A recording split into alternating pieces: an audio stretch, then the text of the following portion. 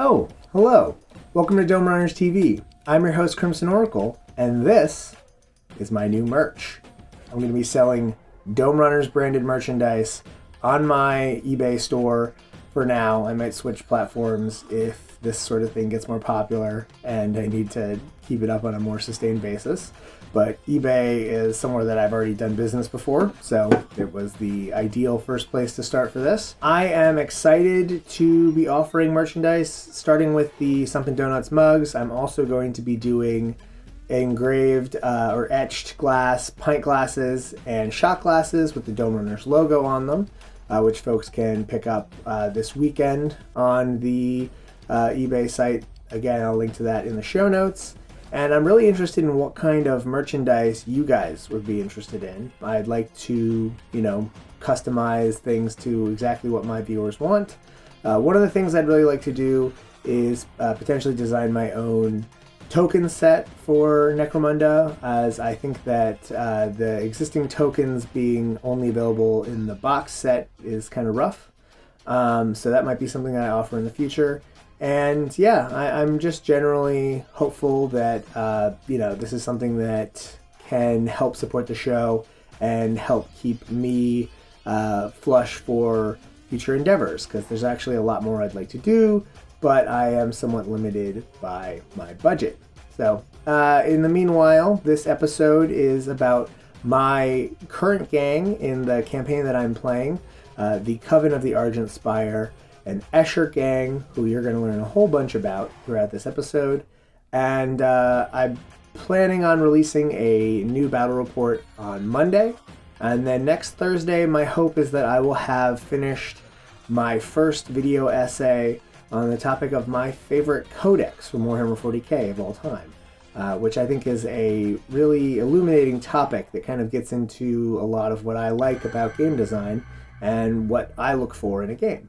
With that, enjoy checking out these Escher, and please give me a like on Twitter, on Facebook, like and subscribe to the show here, and of course, if you're interested in supporting the show, check me out on Patreon. Every great house was forged in the furnace of the ash waste. Hard life makes them soft. House Escher is ready to fall.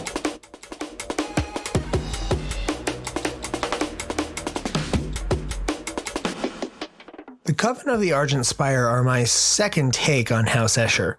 I primarily played Escher since the 2017 starter set Underhive, only dipping into other gangs for skirmishes and for arbitration reasons. But after building up a large and well-armed Escher gang, I found myself wanting to do something a little different, a little grittier.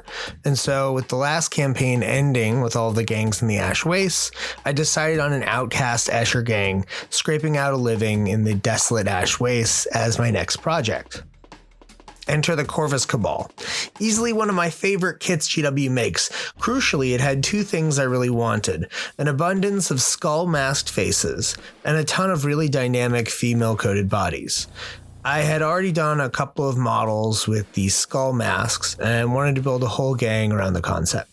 The feathers of the Corvus Cabal gave me the idea to make the cult nascent worshippers of the god of sorcery, Tzeentch. In this campaign, they have not yet made an offering to the gods, mostly because I'd like to remain law-abiding and hire a clan chemist and start making crazy drugs before revealing the gang's sinister outlook. So, first up in the gang, we have Alara Storm. Armed with a bolt gun, a needle pistol, and a stiletto sword, she is dangerous at range and up close. She has mesh armor and an undersuit, giving her a respectable 4-up save, a drop rig for when she needs to jump off a building, chem synth to make her meaner in close combat, and her own personal fur cat, Danny. She has the spring up skill, helping her keep firing accurately and charging into the fray when necessary. Driven mad by visions of the future, she was cast out of Hive Primus by her former Escher clanmates. She only keeps distant contact with the house. Her pistol was stolen off a cold trader's corpse after her gang found his damaged vessel in the wastes. She coats her sword with the poison distilled from the blood of her gang's death maiden. Alara's model is made from the Shadow Piercer, the leader of the Corvus Cabal. I changed out her sword for one of the great swords from the Bladegeist Nighthaunt kit, and her needle pistol is a Dark Eldar splinter pistol. I used some jewelry chain to tether the bolter to her back. The gang's colors are a mix of black leather and vibrant yellow and blue feathers, colors associated closely with the god of sorcery. Next up is the gang's death maiden, the Unnamed.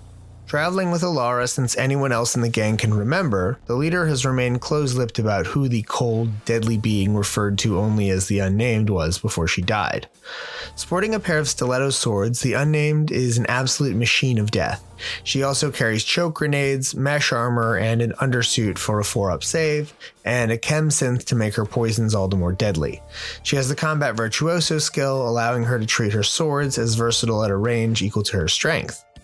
The Unnamed is also made from the leader of the Corvus Cabal. I used a head swap on her face to give her a different appearance from her leader, and her mask uses an orc skull, and her swords are again from the Blade Guy's kit.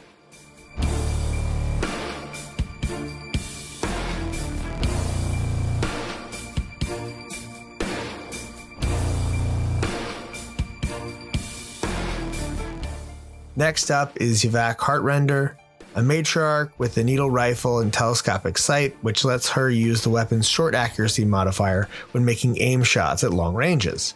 She also carries a stiletto sword. She has mesh armor and an undersuit for a 4-up save, and she has the sprint skill, which allows her to make a double move when making her second move simple action in a turn, useful for getting her mid-range gun where it needs to be. Her model is an Escher body with an added Corvus Cabal head and the needle rifle from the resin upgrade kit. For many of the standard Escher models, I've added a bit of green stuff feather features to accentuate the avian theme. Recruited young from one of the Orlok camps the Coven would raid, she hated the life of serfdom in the House of Iron and offered her services to the gang. She has since survived to become Alara's second in command.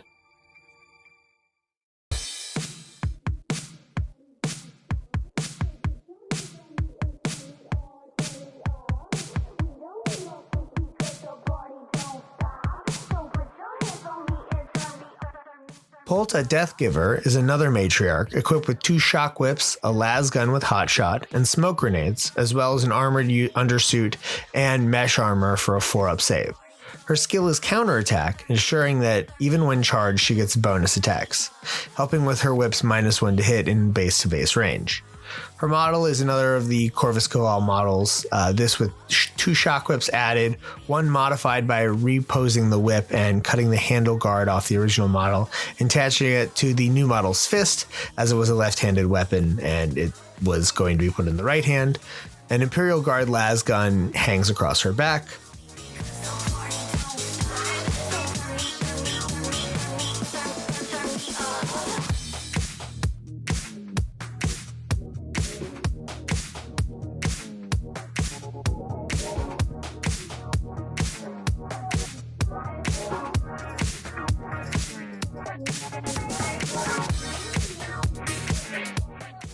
Melina is the first of the gang's sisters. A specialist, she has the grenade launcher special weapon, as well as smoke ammunition for it, and a stiletto knife. She also has mesh armor and a 5-up save. Her model is an Escher body with a Gene Stealer cult grenade launcher, and her head is a Gene Stealer skull from the Games Workshop Skull Sprue with some Escher hair added in the back. Melina is one of the Coven's own daughters, a child birthed in the Ash Waste and raised by the Collective. She is young, but has earned a reputation for being fearless. The skull she wears is a pure strain Gene Stealer she managed to kill, making it her prized possession.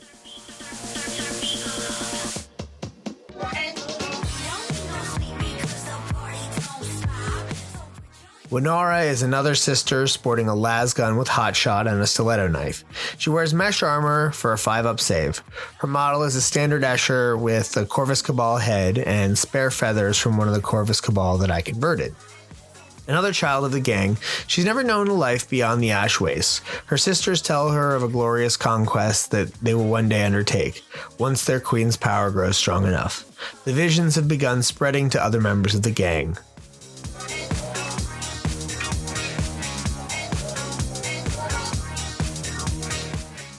Karen is the last of the sisters, carrying a shotgun and added acid rounds, as well as mesh armor for a 5-up save. She is not someone you want to get close to, or you will be set on fire.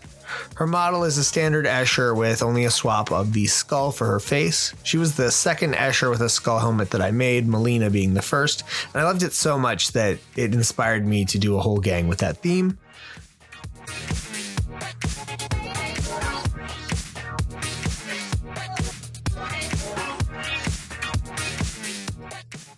Lozan is one of the little sisters of the gang and carries a stiletto knife and las pistol as well as flak armor for a 6-up save.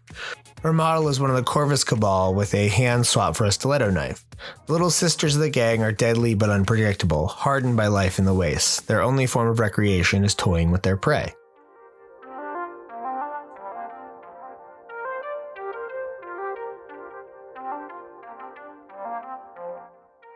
Veen is another little sister with just a stiletto knife and flak armor. She is made from an Escher body with an Urgol skull head, presumably the fighter's proudest kill. Her left arm is from a Skitarii kid.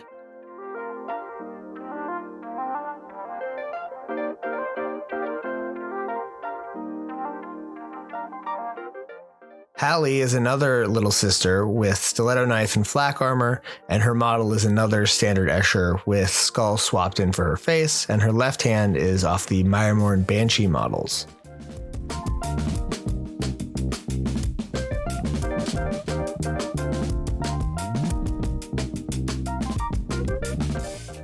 Pip is the last of the gang's little sisters, again with a knife and flak armor, and is another standard Escher model with the Corvus Cabal head added up top.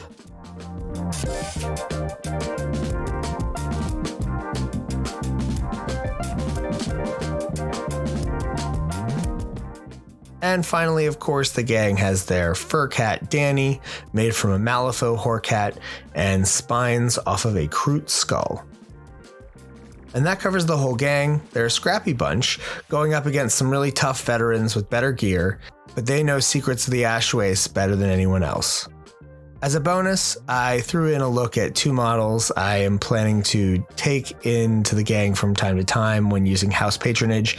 There is Bree, a wild runner with throwing knives and chainsword, who's made from one of the Corvus Cabal models and one of my absolute favorite conversions. And there is XXX, a death maiden I sometimes hire in with house patronage when there's a big points deficit. She's made from another of the Corvus Cabal models and has a needle pistol and venom claw off the death maiden kit. And that's going to do it for this episode. Don't forget to change your paint water, and don't forget to check out the podcast on Buzzsprout, iTunes, Spotify, etc. And if you like what you see and you want to see more, become a patron. You get access to podcast episodes a full 2 weeks ahead of everyone else. Plus, it helps keep me going, doing what I'm doing. Thanks again. Next battle report should be up Monday.